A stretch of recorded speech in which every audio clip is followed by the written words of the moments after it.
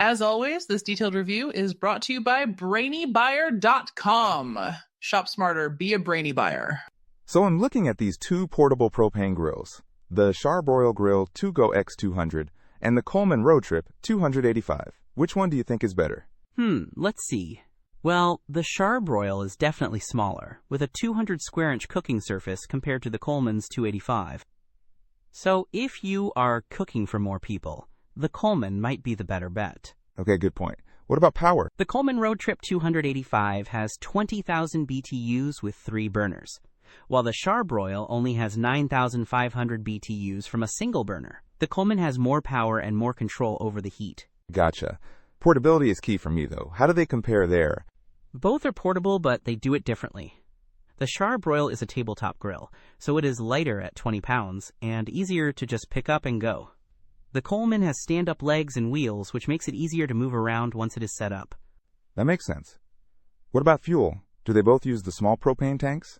The Charbroil uses the small, disposable 1-pound propane cylinders. The Coleman can use those, but it also includes a hose and adapter to connect to a larger 20-pound tank. That is a nice bonus.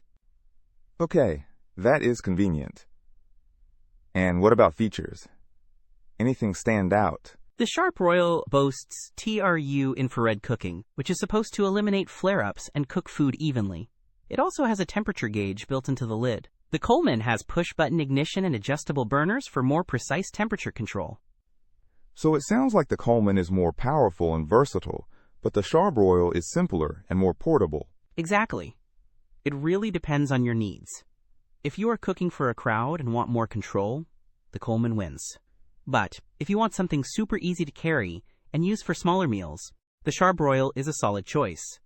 Also, the Charbroil has a lot more reviews, so you can get a better sense of other people's experiences. Good call. Thanks for the breakdown. I think I'm leaning towards the Charbroil for its simplicity. Don't miss out on our next in-depth review to help you make smarter purchasing decisions. Hit that subscribe button and the notification bell so you're always in the know.